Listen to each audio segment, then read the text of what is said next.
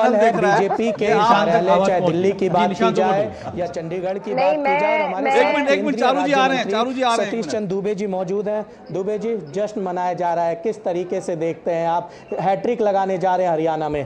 देखिए, हरियाणा का जीत आम कार्यकर्ता का जीत है, जनता का जीत है और हमारे वहाँ की जो वर्तमान सरकार है उसकी कामों का नतीजा है।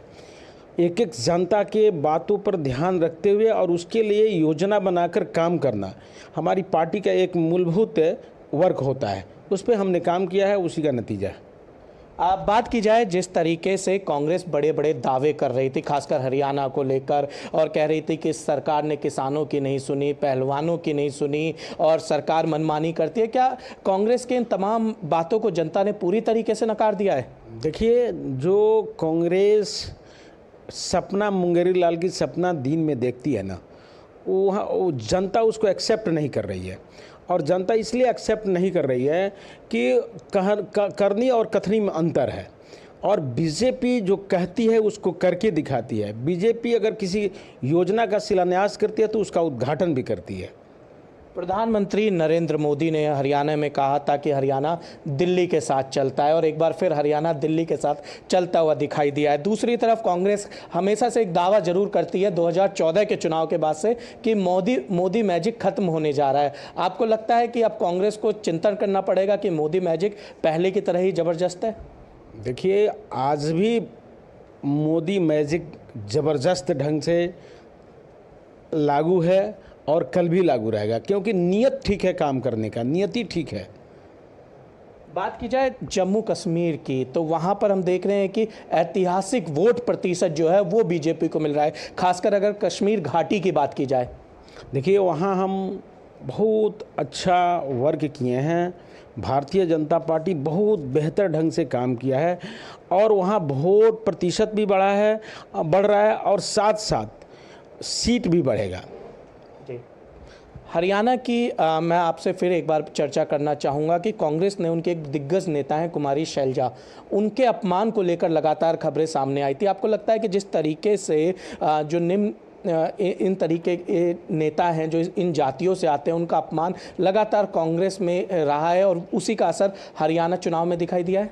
देखिए, कांग्रेस का इतिहास है कि बाबा भीमराव अंबेडकर साहब का भी विरोध किया था, तो शैलजा का भी विरोध किया।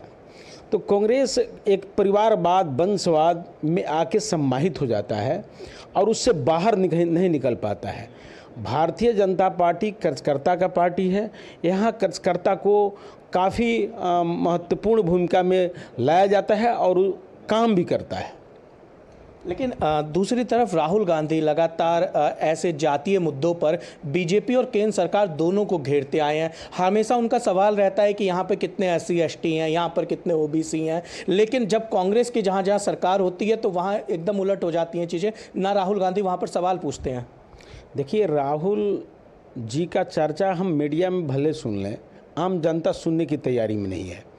और राहुल जी को तो ये समझ में नहीं आता है कि भारत का मान सम्मान साख हम विदेश में जाके क्यों गिराते हैं।